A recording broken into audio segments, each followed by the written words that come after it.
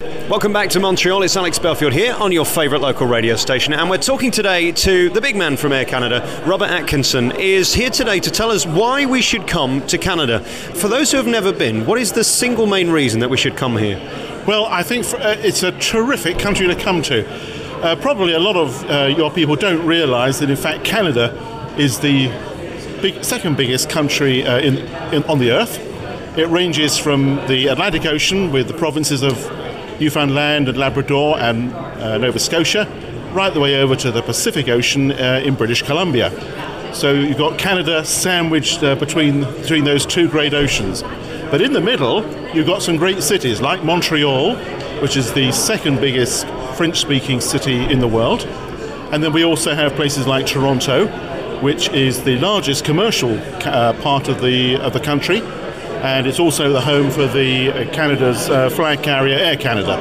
And what I've noticed more than anything about Canada generally is its visual beauty, the colours, the culture, the buildings. It really is unique, isn't it? It certainly is. If you're going in the spring, it's a terrific time to go. If in the summer, wonderful time to go down possibly to the wine region.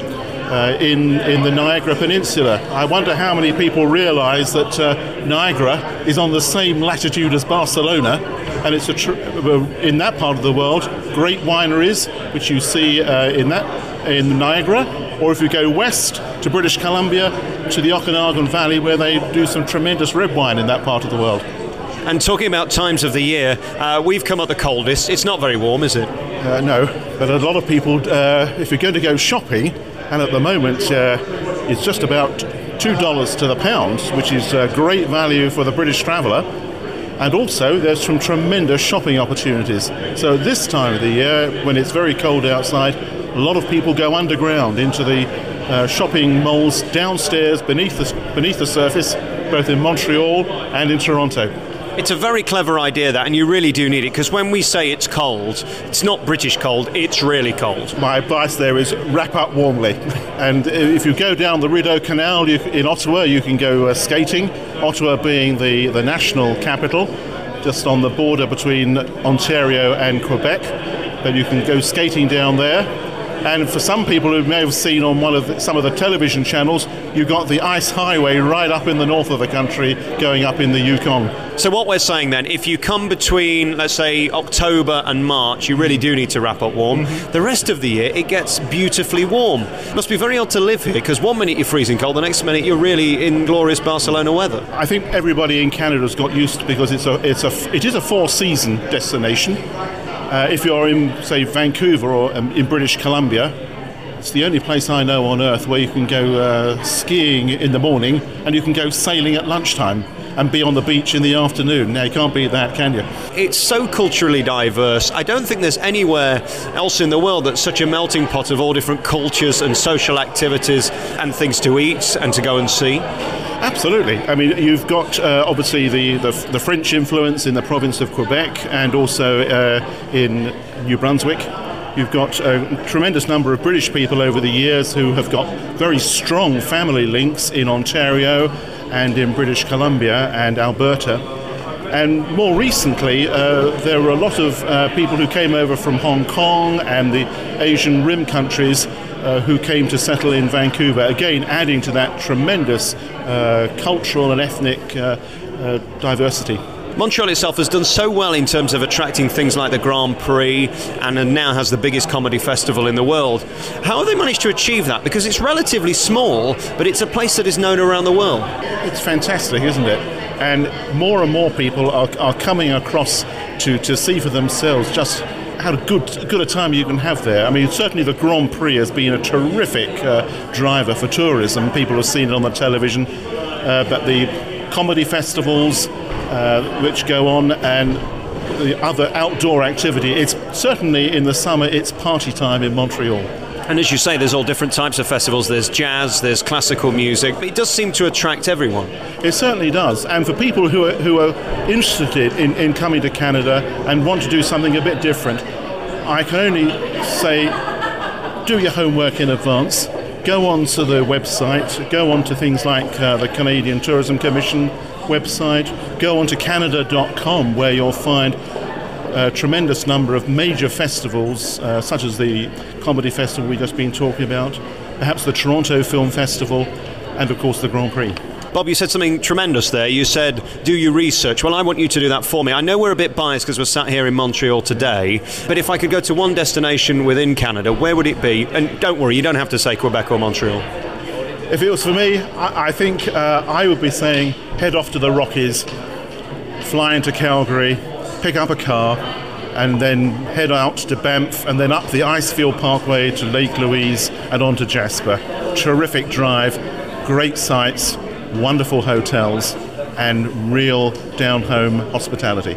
And again, you talk about the scenery. That is the one thing that everybody who's been here before comes away speaking of, the fact that it is so visually stimulating. There is just so much to see. If people want to go for the mountains and terrific ski conditions, it's if you're looking for snow, this is the place to come to because there's oodles of it. So you can either go skiing in Alberta. We'll be gearing up in Canada for the Vancouver Winter Olympics in 2010, and a lot of that activity will be just north of Vancouver in Whistler. And then there are great skiing in Quebec in the resort of Tremblant, and of course there's skiing even in Newfoundland in Gros Morne. Canada's got so much to offer for younger people as well, hasn't it? It certainly is, and there are work opportunities there for people who want to drop by on part of their gap year. And funnily enough, I was talking to a Canadian embassy official over in Sweden the other day, and he reminded me that for people under the age of 30, there is for UK and EU citizens, there is this special visitor program where you can work for up to a year, and you can apply to get a work permit for that period.